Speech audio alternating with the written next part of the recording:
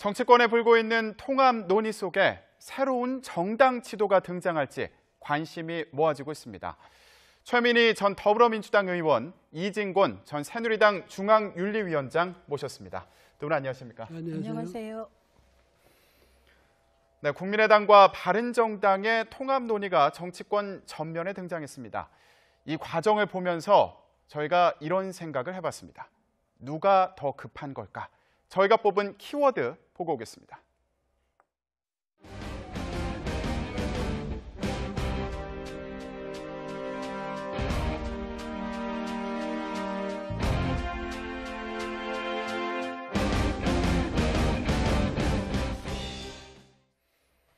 네, 국민의당의 여론조사 결과가 갑자기 공개된 이후로 바른정당과의 통합 논의가 본격화되는 모습입니다. 자, 의원님, 그런데 이 안철수 대표가 당내 그런 어떤 여론을 모으는 과정을 거치지 않고 이 논의가 너무 급하게 진행되는 거 아닌가, 이런 시선도 있는 것 같아요. 근데 이제 저런 일을 하다 보면 당내 의견 수렴이라는 게 보통 의총을 통해서 합니다. 네. 그래서 의총을 통해서 이게 갑론을박할 경우 일이 잘 진행되지 않을 수 있죠. 그런데 이제 여기서 약간 문제가 되는 거는 보통 이제 지금 나오는 정도의 얘기들은 조금 수면 아래에서 이게 진행이 돼야 하는데 이게 수면 위로 떠올라서 그게 좀 이후 논의에 오히려 부담이 되지 않을까 싶은데요. 이 바른정당과 국민의당 통합 논의는 저는 뭐 지금 지형에서 있을 수 있다고 봅니다. 그리고 네. 정치권에서 하는 모든 일이 순기능도 있고 역기능도 있는 것이거든요. 그런데 이제 그 순기능이라는 것이 꼭 공익에 부합하는 건 아니더라도 처한 각 정당의 그 현재 처지에서 좀 더 나아지길 바라는 거잖아요. 그러니까 아까 이제 여기 키워드 하실 때 누가 더 급할까? 근데 저는 유승민 대표가 더 급하다고 봅니다. 왜냐하면 안철수 대표의 경우는 지지율 이제 고착이라는 아주 낮은 수준의 고착이라는 문제가 있지만 그건 상수잖아요. 네. 근데 지금 유승민 전 대표 같은 경우는 한국당과의 통합파가 압박을 굉장히 가하고 있는 상황이거든요. 그래서 저게 각자 처한 상황에서 조금이라도 파일을 늘리기 위해서 최대한 뛰고 있다, 이렇게 봅니다. 네. 자, 누가 더 급한지는 조금 이따가 다시 더 깊이 있게 얘기를 해보기로 하고요. 자, 위원장님, 그러면 그만큼 안철수 대표도 의지가 있는 거 아니냐, 이런 말씀을 해주신 걸로 이해가 되는데, 보실 때 안철수 대표가 그리고 있는 큰 그림이 있다면 뭘까? 어떻게 보십니까? 안철수 대표의 경우는 전번에 2011년 뭐 정계 이제 그 등장했을 때부터 네. 그때부터 이미 뭐 새정치 이건 이제 내걸었죠. 그러니까 종전의 지역구도 이걸 타파하고 말하자면 이제 새로운 정치. 네. 종전이 이번 지난번 대선 때도 그랬지 않습니까? 네. 양당 정치 그 극복하면서 새로운 정치로 국민을 이끌겠다 이랬는데 아직 그 새로운 정치에 대해서 국민들이 저게 뭔가 확실히 와닿지는 않아요. 근데 안철수 대표로서는 지역당에 머물 수도 없잖아요. 그 이제 물론 호남을 이제 기반으로 해서 지금 그렇게 컸는데, 그렇지만 호남에 대해서 지금 그걸 내 지지 기반이 호남이다 이렇게 말할 수 있는 지금 입장도 아니잖아요. 그러니까 뭐냐면 이제는 새로운, 그러니까 뭐 극중주의라는 이야기도 나오고 했는데 새로운 어떤 정치 지형, 그다음에 정치 목표, 정치 방향, 그다음에 정치 가치, 이걸 한번 제시해 보겠다. 그래서 한국의 정치 틀을 완전히 바꿔 보겠다. 그러니까 종전의 지역 구도에서 이제는 완전히 그 이념 지향이라든지 혹은 뭐 가치 지향이라든지 이런 쪽으로 정당을 바꿔 보겠다. 이제 이런 생각인데 뜻은 좋아요. 근데 정치는 사실 그렇게 가야죠. 그런데 제 생각에도 아직도 저분의 그 호소가 국민들한테 썩 와닿는 건 아니다. 그래서 거기에 고민이 많을 거다. 이런 생각이 듭니다. 네. 지금 호남에만 머물 수는 없다, 이렇게 말씀을 해주셨는데, 그럼에도 불구하고 호남의 어떤 여론을 무시할 수는 없는 상황일 텐데, 그 호남의 중진 의원들은 반대하고 있는 상황 아닙니까? 그럼에도 불구하고 추진하려고 하는 이유 어떻게 봐야 될까요? 그러니까 안철수 대표가 되게 모순적인 상황에 놓여 있습니다. 한편으로는 새정치, 한편으로는 특정 지역 기반만 이제 바라본다는 비판을 받을 정도로 이제 호남 의석이 절대 다수 의석을 차지하고 있습니다.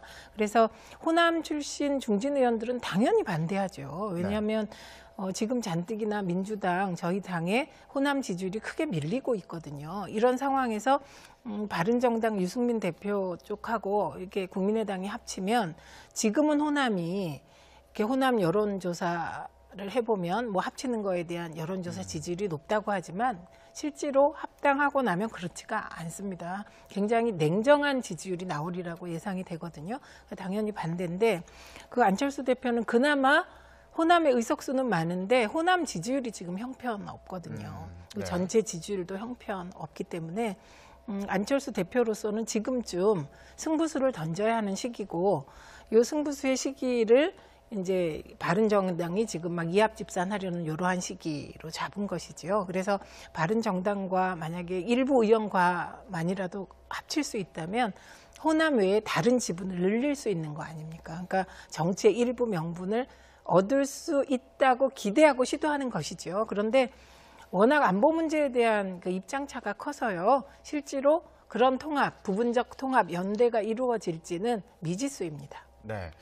그럼 여기서 궁금한 게요. 지금 안철수 대표가 통합을 한다면 이 통합을 추진하는 배경 중에 이게 국민의당이 있는 건지 아니면 안철수가 있는 건지 이게 궁금해요. 저도 이제 생각을 해보니까 이런 게 있어요. 뭐냐, 안철수, 유승민 두 분은 이제 안철수 대표는 민주당과 합칠 수 없는 입장이에요. 절대로. 유승민 의원은 자유한국당과 합칠 수 없는 입장입니다. 그래서 뭐 순수하게 개인적인 동기라 이렇게 말할 수는 없지만은 가장 큰 동기가 안철수 대표가 앞으로 정치적 입지가 어떻게 되느냐, 유승민 그러니까 의원이 입지가 어떻게 되느냐, 아마 이것 때문에 가장 큰 고민은 거기 있지 않을까. 그래서 두 분은 네.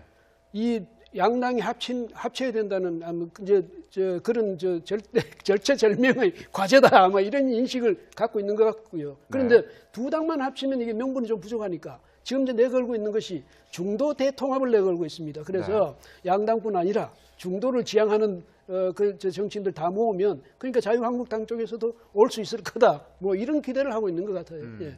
그러면 안철수 대표가 이 국민의당의 체제를 유지하면서 유승민 대표와 통합을 이룰 수 있을 것이냐, 이것도 궁금한데 지금 안철수 대표 측에서는 당내 뭐 40명 중에 30명 정도가 통합에 긍정적이다 이렇게 얘기를 했어요. 근데 이걸 좀 더 구체적으로 봐야 될 것 같은데 정책연대나 선거연대 가능하다면 통합에 찬성하는 의원이 30명 정도다. 그러니까 지금 통합에 전적으로 찬성하는 의원은 이에 못 미치는 거 아닌가, 이런 생각도 들거든요. 그렇죠. 그거 보시면 이게 이제 정책연대는 사실 민주당과의 정책연대에도 다수가 동의를 할 겁니다. 네. 그래서 이게 연대 수준 중에 가장 낮은 수준이 정책연대가 되겠죠. 네. 그리고 그 다음 단계별로 있는데 합당이나 통합은 굉장히 수준 높은 연대고요. 그 수준 높은 연대를 이룰 때 저희가 그건 전공이잖아요. 분당하고 합당하는 게. 네, 그래서 해보면 결국 이제 당일 하나로 합칠 경우에는 이게 정강 정책, 당원, 당규를 다 고쳐야 되는 거거든요. 그래서 당원, 당규를 미리 좀 맞춰보기도 하는데 저는 이 지점에서 되게 조금 부정적입니다. 왜냐하면 국민의당은요, 안철수 대표는 모르겠는데 국민의당 전체는 DJ 햇볕 정책에 대해서 예스나 노냐 이런 그 갈림길에 서게 될 텐데 국민의당 다수를 이루는 호남 의원들께서 과연 DJ 햇볕 정책을 노 이렇게 반대할 수 있을까요? 왜냐하면 유승민 전 대표는 이게 북한에 대해선 아마 우리나라에서 가장 강력한 입장이다 이렇게 말해도 이게 과언이 아니거든요. 그래서 저는 요 국민의당이 햇볕 정책 딜레마에 빠질 것 같습니다. 저희 당은 뭐 햇볕 정책을 어쨌든 기본적으로 계승한다는 입장이 확실하기 때문인데 근데 지금 통합을 위해서 햇볕 정책을 전적으로 폐기한다, 이게 가능할지 마지막 쟁점이 될 것 같습니다. 그럼 여기서 이걸 따져봐야 될 것 같아요. 안철수 전 대표 같은 경우에는 대선 때 이 햇볕 정책에 대한 입장이 모호하다 이러면서 양쪽에서 다 비판을 받았는데 지금 다시 선택의 기로에 서게 된다면 어떤 입장을 취할 거라고 보십니까? 지금 최 의원 말씀하신 것처럼 이 모호한 입장, 이걸 분명한 입장으로, 선명한 입장으로 돌리기가 참 거의 불가능할 정도죠. 그러니까 호남을 완전히 포기하기 전에는. 그래서 근데 제가 그래서 볼 때 안철수 대표나 유승민 대표가 지금 당장 이 뭐랄까 합당하는 것을 당연히 목표로 하고 있다기보다는 양측이 이제 흔들리고 있잖아요. 그리고 바른정당에서 유승민 자꾸 자유한국당 쪽으로 가려는 세력이 있으니까 유승민 의원은 다른 대안도 있다. 그러니까 너무 급히 가려고 생각하지 마라. 다른 대안이 있다.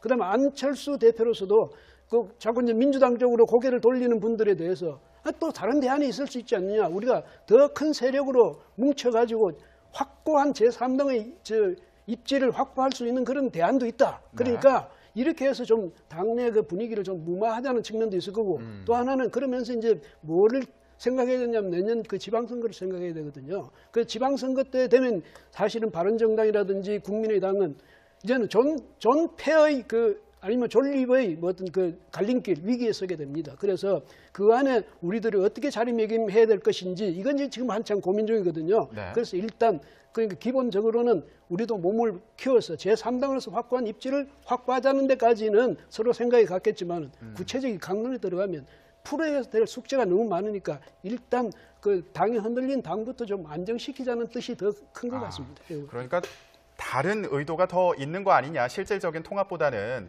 그런 이제 해석을 해주셨는데 어쨌든 지금은 통합을 하는 것처럼 얘기가 진행이 되고 있으니까요. 좀 더 따져보겠습니다. 아까 햇볕 정책이나 호남을 버릴 수 있느냐 이 얘기도 했는데 또 실질적으로 부딪히는 부분이 있을 것 같아요. 안철수 대표는 최근에 인터뷰를 보더라도 계속 중도를 얘기하고 있고요. 유승민 의원은 중도 보수를 얘기하고 있습니다. 둘이 만나면 어떻게 되는 건가요, 이건? 지금 안철수 대표가 극중주의라는 말을 썼습니다. 네. 그런데 그 극중주의가 뭔지를 사실 제가 잘 모르겠고 또 명확하게 설명을 한 적이 없는 것 같습니다. 그냥 극중주의가 치우치지 않겠다 뭐 이 정도인데 오히려 유승민 전 대표는 명확합니다. 보수 통합인데 이 보수인데 합리적 보수를 하겠다. 그래서 그거 중도 영역까지 합치겠다는 것이거든요. 그러니까 근데 이제 우리나라에서 보수냐 중도냐 진보냐가 기준이 참 애매해졌긴 해요. 근데 그게 경제 민주화에 대한 태도, 세금에 대한 태도, 복지에 대한 태도 뭐 이런 거 아니겠습니까? 거기에 플러스 안보에 대한 태도가 좀 더해지는 건데 저는 이제 막연하게 제3지대 그리고 우리 당에서 탈당한 국민의당 네. 그다음에 자유한국당에서 탈당한 바른정당 그러니까 이제 탈당해서 중간을 만들겠다. 이 말은 성립이 됩니다. 그런데 사실 이런 경험이 한 번이 아니에요. 우리가 역사적으로 제3지대를 꿈꾼 분들이 많이 계세요. 꼬마 민주당도 있었고 뭐 많았는데 이게 우리나라에서는 그렇게 만만한 일이 아니더라. 이게 또 역사의 경험이기도 하거든요. 그래서 저는 지금 아까 말씀하셨듯이 현재 부닥친 어려움을 회피하는 회피 전략의 의미가 크지 않을까. 네. 양당이 그런 생각입니다. 네.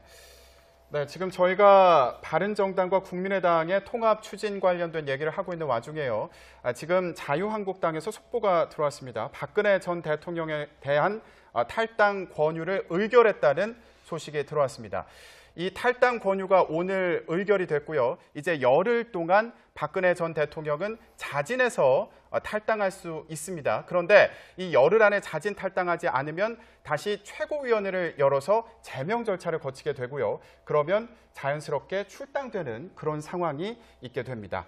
그 절차를 다시 한번 볼까요? 일단 지금 탈당을 권유한 상황인 거죠. 그 탈당 권유라는 것은 이제 말을 순화시키기 위해서, 용어 순화를 시키기 위해서 탈당 권유라는 건데 뭐냐면 지금 말씀하신 그대로 열흘 안에 탈당계를 제출하지 않으면 자동 그 제명이 되는 겁니다. 그런데 이제 제명 결정이라든지 윤리위원회의 최종 결정은 사실은 그 결정을 징계의 결정을 최종적으로 확인하는 것은 최고위원회거든요.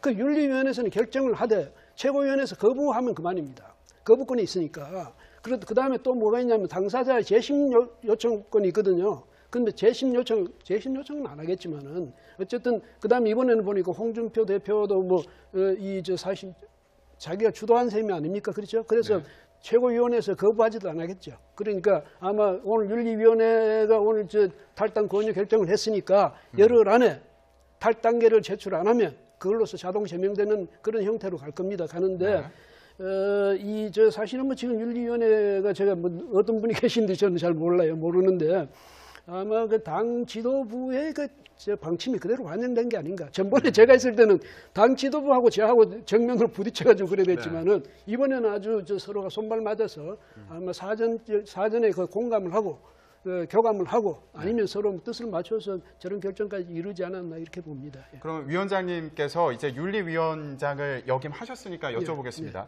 지금 저희가 아까 기자 중계를 할 때 이제 1시간 정도가 지났는데 아직 결정이 안 났다 이런 얘기를 했거든요.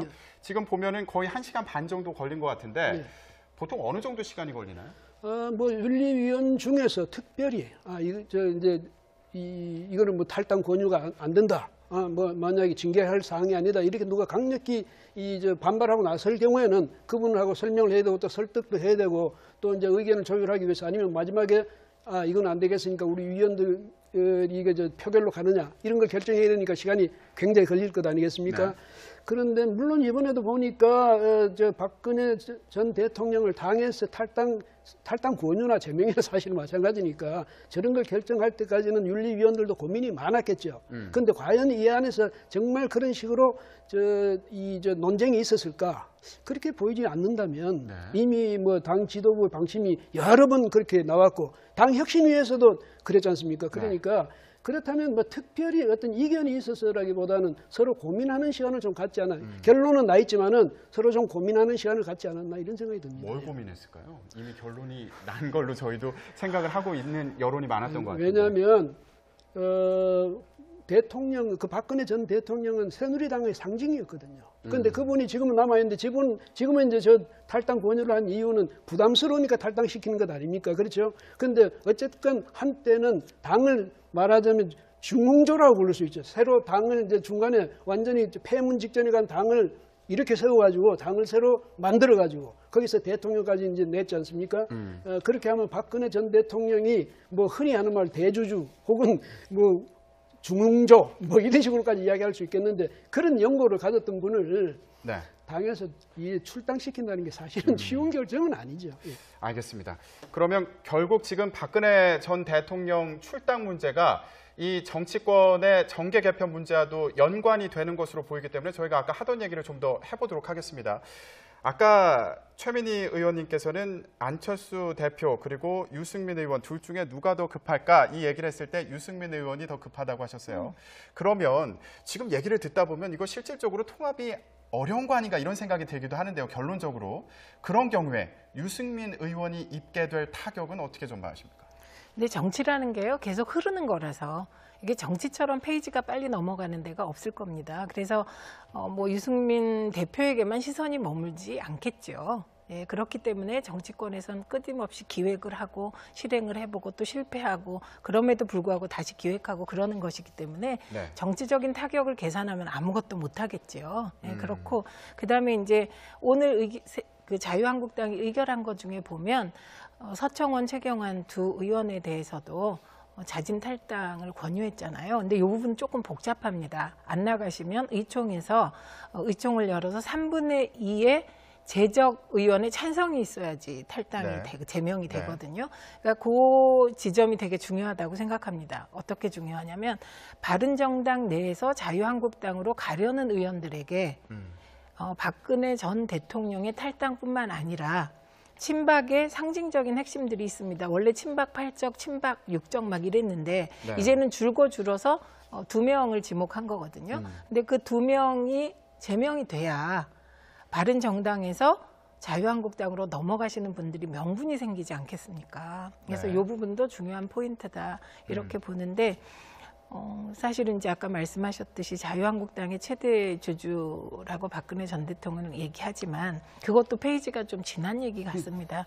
새누리당의 최대 주주는 맞죠. 그런데 이미 또 대선을 홍준표 체제로 치르면서 자유한국당으로 바꿨기 때문에 이미 흘러간 과거의 한 페이지 같아요.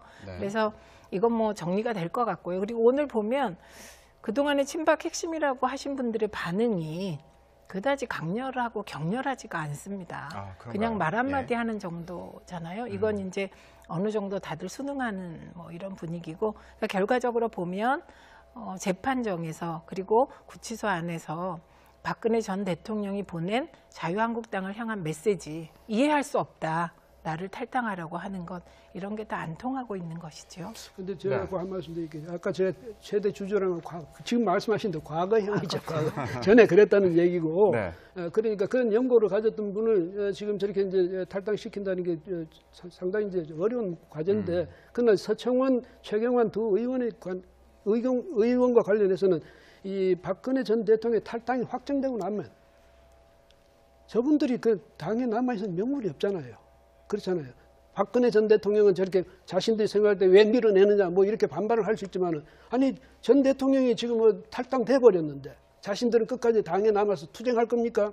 그런 점에서 볼 때는 어쩔 수 없이 아마 오히려 제가 생각할 때는 박 전 대통령과의 의리를, 정치적 의리를 생각하더라도 같이 탈당 하는 네. 그런 쪽을 선택하지 않을까, 저는 그렇게 봅니다. 네. 그러면 여기서 좀 의문이 드는 게, 이 서청원 의원이나 최경환 의원 같은 경우에는 이미 1월 달에 윤리위에서 징계를 한번 받지 않았습니까? 예, 예. 근데 이걸 풀어줬던 게 홍준표 대표였어요. 대선 때. 그러더니 지금 다시 징계를 하는 걸 두고 이거에 대해서도 반발하는 목소리가 나오고 있는데, 이건 어떻게 봐요? 그러니까 홍준표 대표도 솔직히 이야기해야죠. 그때는 대선 국면이었지 않냐. 어?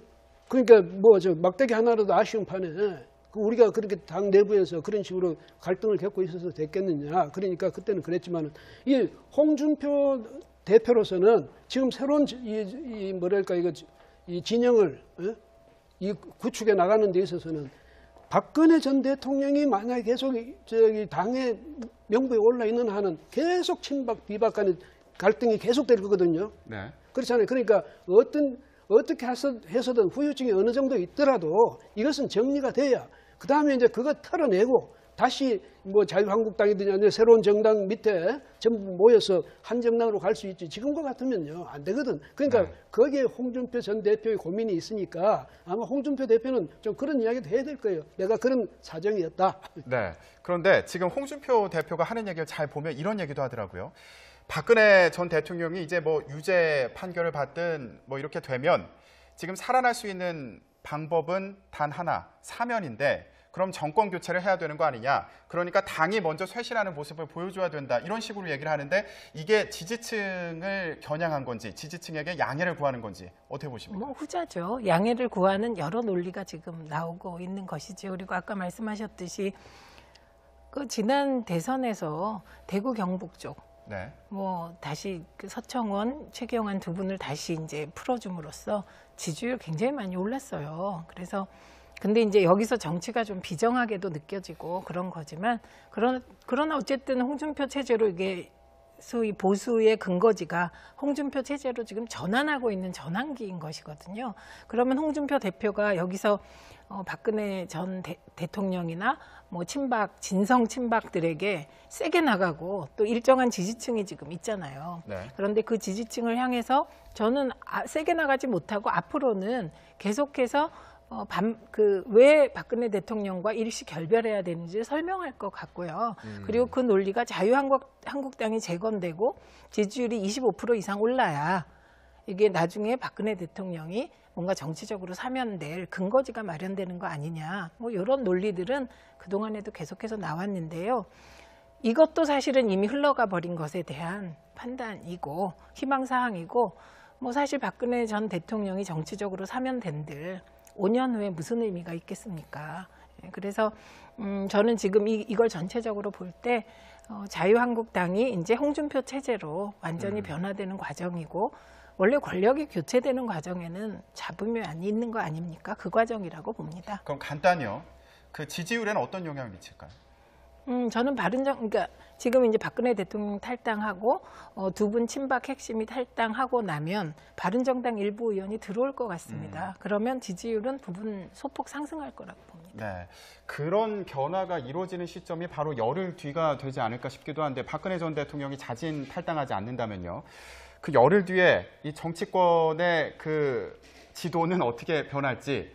지금 그 자유한국당으로 가려는 바른정당 의원들이 있는 거고요. 또 국민의당과 통합하려는 그 바른정당의 의원들이 있는 거 아닙니까? 실제로 그런 움직임이 열흘 안에 이루어질 거다 이렇게 보십니까? 아니 근데 뭐냐면 자유한국당 쪽으로 가자는 이른바 통합판가 네. 이쪽에 자꾸 더 마음이 급한 것 같아요. 그래서 지금 이제 유승민 그 의원하고 이쪽에서는 다른 대안을 제시하고 있지 않습니까? 뭐냐면 국민의당하고 그 합당의 가능성도 열어놓고 또 중도 보수 네. 보수 대통합 이것도 또 내놓고 이렇게 하는데 희망은 여기 있다 이렇게 하는데 아마 제가 생각할 때는 자유한국당 쪽으로 가고 싶은 사람이 마음이 급한 거 아닌가 이런 게 생각이 드는데 중요한 거는요. 바른정당 지금 20명이거든요. 20명. 네. 의원이 20명입니다. 근데 갈라져 버리면 한쪽은 자유한국당에 흡수되면 뭐 그런 대로 거기 가서 또 살아날 수 있겠지만은 자 남은 사람도 어떻게 될 겁니까? 만약에 국민의당에 흡수되기는 싫겠죠. 당대당 통합은 모르지만은. 근데 국민의당이 그것을 만약에 받아주겠습니까? 안 받아주고 그냥 들어오세요. 만약 이런 상황이 되면 이분들은 자칫하다 정치적인 난민이 되는 수가 있어요. 그래서 아마 그 고민이 굉장히 클 테니까 유승민 의원을 비롯해서 이쪽에 자강파들은 아마 그걸 가지고 이 통합파를 굉장히 설득하려고 지금 노력하고 있지 않을까 이런 생각이 듭니다. 바른정당의 내부 문제를 해결하기 위한 어떤 보관이 있는 거 아니냐 이런 말씀이신데 최 의원님은 열흘 뒤의 상황 어떻게 전망하십니까? 저는 열흘 뒤에 뭐 큰 변화가 일어날까 이렇게 생각합니다. 이 상황이 이렇게 단기간에 끝날 상황 같지 않고요. 그리고 바른정당 내 일부 의원들이 탈당을 해서 자유한국당에 가는 전제 조건이 박근혜 전 대통령 탈당뿐만 아니고 서청원, 최경환 두 분의 탈당이에요. 이 과정이 과연 매끄러울까? 뭐 언젠간 탈당하더라도 그게 매끄럽게 나갈 수 있을까? 그게 조건상 어렵지 않을까 싶습니다. 그래서 그 열흘 후에 이게 그 홍준표 대표의 바람대로 정말 깨끗하게 정리될까? 이건 조금 미지수라고 봅니다. 근데 절차적으로는 탈당 절차를 밟는 그런 수순이지 않습니까? 어떤 부분이 좀 어려운 부분이 있을까요? 그렇죠. 이제 저는 만약에 두 현역 의원께서 이제 자진 탈당을 안 하고 의총에서 의결해서 제명 절차를 밟는다면 그건 열흘 후에 그냥 제명하기는 어렵지 않을까요? 조금 저희도 어려운 결정을 할 때 보면 네. 한 가지가 있는데요. 국회의원들은 피도 눈물도 없는 사람들이라고 흔히 생각하시는데 그렇지 않습니다. 어제까지 같이 일하던 동료에 대한 제명이기 때문에 네. 다들 가슴이 아파요. 그 상황이. 그렇기 때문에 뭐 연기도 하게 되고 결론도 못 내게 되고 뭐 그런 가능성이 가장 높을 거라고 봅니다. 네, 알겠습니다. 앞으로 열흘 여의도에 어떤 태풍이 불지 지켜보겠습니다. 오늘 말씀 여기까지 듣겠습니다. 두 분 고맙습니다. 네, 고맙습니다. 면 호남 외에 다른 지분을 늘릴 수 있는 거 아닙니까? 그러니까 정치의 일부 명분을 얻을 수 있다고 기대하고 시도하는 것이죠. 그런데 워낙 안보 문제에 대한 그 입장차가 커서요. 실제로 그런 통합, 부분적 통합, 연대가 이루어질지는 미지수입니다. 네. 그럼 여기서 궁금한 게요. 지금 안철수 대표가 통합을 한다면 이 통합을 추진하는 배경 중에 이게 국민의 당이 있는 건지 아니면 안철수가 있는 건지 이게 궁금해요. 저도 이제 생각을 해보니까 이런 게 있어요. 안철수, 유승민 두 분은 이제는 안철수 대표는 민주당과 합칠 수 없는 입장이에요. 절대로.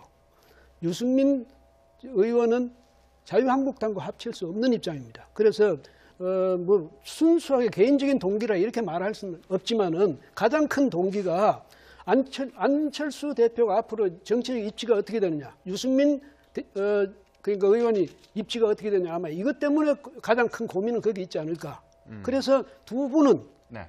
이 양당이 합쳐야 된다는 그런 절체절명의 과제다, 아마 이런 인식을 갖고 있는 것 같고요. 그런데 두 당만 합치면 이게 명분이 좀 부족하니까 지금 이제 내걸고 있는 것이 중도 대통합을 내걸고 있습니다. 그래서 양당뿐 아니라 중도를 지향하는 정치인들 다 모으면 그러니까 자유한국당 쪽에서도 올 수 있을 거다. 뭐 이런 기대를 하고 있는 것 같아요. 예.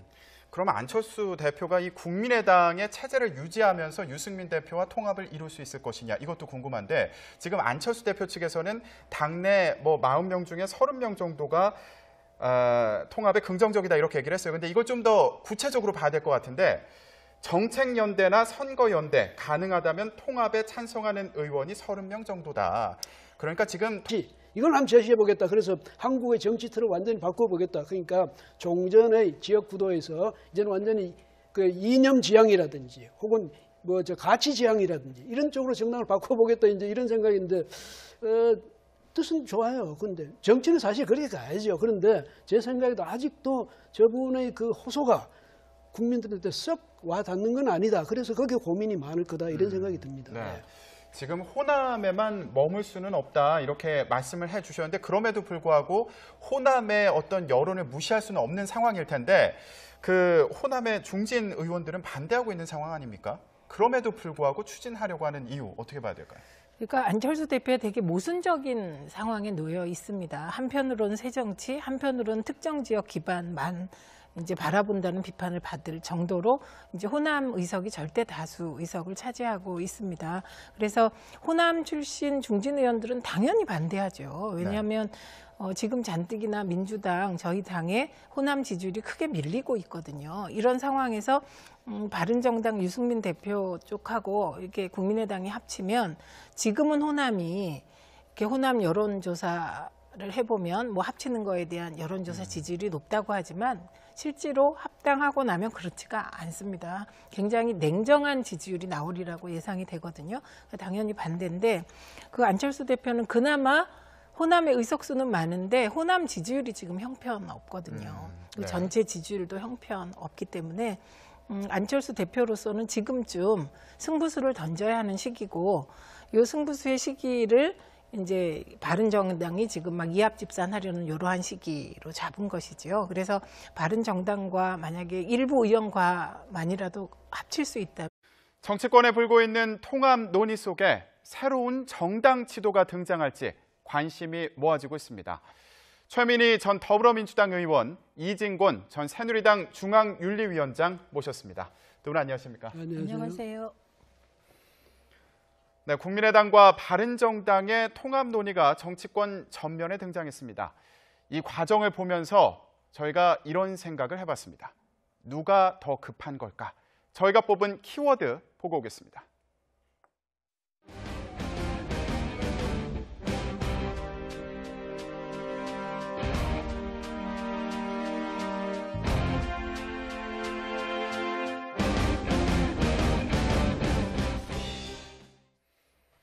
네, 국민의당의 여론조사 결과가 갑자기 공개된 이후로 바른정당과의 통합 논의가 본격화되는 모습입니다. 자, 의원님, 그런데 이 안철수 대표가 당내 그런 어떤 여론을 모으는 과정을 거치지 않고 이 논의가 너무 급하게 진행되는 거 아닌가 이런 시선도 있는 것 같아요. 근데 이제 저런 일을 하다 보면 당내 의견 수렴이라는 게 보통 의총을 통해서 합니다. 네. 그래서 의총을 통해서 이게 갑론을박할 경우 일이 잘 진행되지 않을 수 있지요. 그런데 이제 여기서 약간 문제가 되는 거는 보통 이제 지금 나오는 정도의 얘기들은 조금 수면 아래에서 이게 진행이 돼야 하는데 이게 수면 위로 떠올라서 그게 좀 이후 논의에 오히려 부담이 되지 않을까 싶은데요. 이 바른정당과 국민의당 통합 논의는 저는 뭐 지금 지형에서 있을 수 있다고 봅니다. 그리고 네. 정치권에서 하는 모든 일이 순기능도 있고 역기능도 있는 것이거든요. 그런데 이제 그 순기능이라는 것이 꼭 공익에 부합하는 건 아니더라도 처한 각 정당의 통합에 전적으로 찬성하는 의원은 이해 못 미치는 거 아닌가 이런 생각도 들거든요. 그렇죠. 그거 보시면 이게 이제 정책연대는 사실 민주당과의 정책연대에도 다수가 동의를 할 겁니다. 네. 그래서 이게 연대 수준 중에 가장 낮은 수준이 정책연대가 되겠죠. 네. 그리고 그 다음 단계별로 있는데 합당이나 통합은 굉장히 수준 높은 연대고요. 그 수준 높은 연대를 이룰 때 저희가 그건 전공이잖아요. 분당하고 합당하는 게. 네, 그래서 해보면 결국 이제 당일 하나로 합칠 경우에는 이게 정강 정책, 당원, 당규를 다 고쳐야 되는 거거든요. 그래서 당원, 당규를 미리 좀 맞춰보기도 하는데 저는 이 지점에서 되게 조금 부정적입니다. 왜냐하면 국민의당은요, 안철수 대표는 모르겠는데 국민의당 전체는 DJ 햇볕 정책에 대해서 예스나 노냐 이런 그 갈림길에 서게 될 텐데 국민의당 다수를 이루는 호남 의원들께서 과연 DJ 햇볕 정책을 노 이렇게 반대할 수 있을까요? 왜냐하면 유승민 전 대표는 이게 북한에 대해선 아마 우리나라에서 가장 강력한 입장이다 이렇게 말해도 이게 과언이 아니거든요. 그래서 저는 요 국민의당이 햇볕 정책 딜레마에 빠질 것 같습니다. 저희 당은 뭐 햇볕 정책을 어쨌든 기본적으로 계승한다는 입장이 확실하기 때문인데 근데 지금 통합을 위해서 햇볕 정책을 전적으로 폐기한다 이게 가능할지 마지막 쟁점이 될 것 같습니다. 그럼 여기서 이걸 따져봐야 될 것 같아요. 안철수 전 대표 같은 경우에는 대선 때 이 햇볕 정책에 대한 입장이 모호하다 이러면서 양쪽에서 다 비판을 받았는데 지금 다시 선택의 기로에 서게 된다면 어떤 입장을 취할 거라고 보십니까? 그 지금 최 의원 말씀하신 것처럼 그 현재 처지에서 좀 더 나아지길 바라는 거잖아요.